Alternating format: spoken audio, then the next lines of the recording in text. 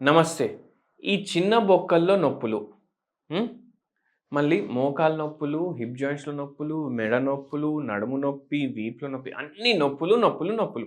Body మీద ఎక్కడ ముట్టుకున్నా నొప్పి. ఇవి ఎవరికి వస్తున్నాయి తెలుసా మీకు? 15 ఇయర్స్ పిల్లల నుంచి 50 ఏండ్లు ఉన్నోళ్ళ వరకు అందరికీ వస్తున్నాయి. అండ్ మిడిల్ ఏజ్ పర్సన్స్ వాళ్ళకైతే చాలా విపరీతంగా వస్తుంది. ఇవాళే మా ఫ్రెండ్ ఫోన్ చేసిండు. "అరే! నాకు ఏమైతుందో ఇది బొక్కల్లో చాలా నొప్పులైతున్నాయి. గూగుల్ చేసి చూషినా ఏదో రుమటాయిడ్ ఆర్థరైటిస్ అనేసి చెప్తుండు. అదేనా నాకు" అనేసి అడుగుతుంది. దానికి ట్రీట్మెంట్ కూడా చూసుకున్నా నేను. ఇప్పుడు ఇంటర్నెట్‌లో ఆర్డర్ చేద్దాం అనుకుంటున్నా మందులు అనేసి చెప్పిండు. అయితే ఏందంటే ఈ మధ్య ఎట్లా తయారైండ్రంటే డాక్టర్ కన్నా ఎక్కువ జెమినై గాని, చాట్‌జీపీటీ గాని అయిపోయినాయి. దాని ఐకాన్ చూడండి మీరు. దానికి ఒక స్టెతస్కోప్ ఏషేయాలి. అట్లా తయారైంది అది యాప్. అయితే మీరు ఫస్ట్ ఆఫ్ ఆల్ ఇట్లా సొంతంగా డిసైడ్ జేయకండి. ఏమనేసి? ఏం రోగం ఉందనేసి.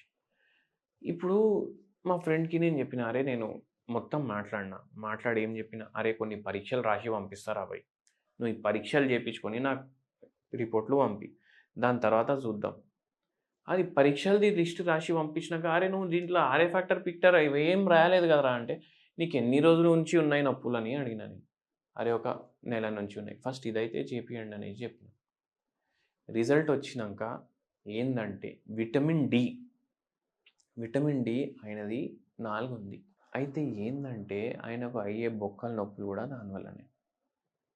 విటమిన్ డి చాలా తగ్గిపోయిందంటే ఏమైతదంటే, ఇట్లా బొక్కలు నొస్తాయి. బొక్కలు నొస్తాయి సరే, కానీ ఈ బొక్కల వరకే ఆగదు. ఇప్పుడు మా ఫ్రెండ్‌కి ఏమైపోయింది, "అరే! మూడ్ స్వింగ్‌లు అయితున్నాయి. అంటే చిరాకైతుంది. పని చేయబుద్ధి కావట్లేదు. మొత్తం రోజు పడుకొని ఉండాల్సింది. అట్లా అయిపోయింది పరిస్థితి" అంటుండే.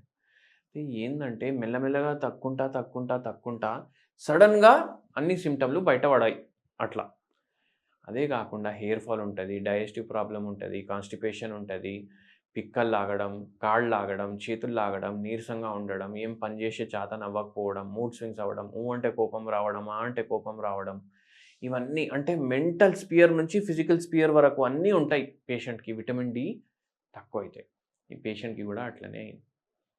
మీకు కూడా అట్లా ప్రాబ్లమ్ పర్సిస్టింగ్‌గా ఉంది అంటే, మీరు ఏం చేయండంటే షార్ట్ ఏసుకొని, బనీనేసుకొని ఎండలో కూర్చోండి.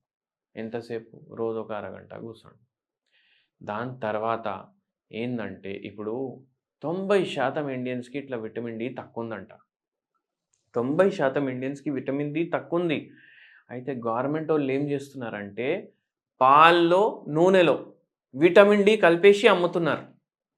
దీన్ని ఫోర్టిఫైడ్ ఫుడ్ అంటారు. అయితే మీరు ఇది పాలు కొనేటప్పుడు పాలు ప్యాకెట్ తిప్పి చూడండి. ఇప్పుడు మన దగ్గర విజయది ఎక్కువ అమ్ముతారు. ఎందుకంటే గవర్నమెంట్‌ది జర ట్రస్టెడ్ గూడా ఉంటది. అరే! గవర్నమెంట్ ఇస్తుంది పాలు జర మంచి పాలు ఇస్తది. ఎందుకంటే మంచి పాలు ఇస్తేనే మేము వాళ్ళకి ఓటేస్తాం అనేసి. మంచి క్వాలిటీ పాలిస్తారు మీరు. ఏం జేయాలి? విజయది పాలు తీసుకోండి. బెటర్. లేదు మీకు ఇష్టం వేరే బ్రాండ్ అంటే తీసుకోండి. అది తిప్పి చూడండి. తిప్పుతే ఏముండాలి?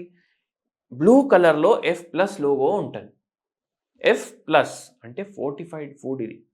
ఎఫ్ ప్లస్ లోగో ఉంటది. అది తీసుకోండి. నూనె తీసుకుంటే గూడా ఎఫ్ ప్లస్ లోగో ఉన్న నూనె తీసుకోండి.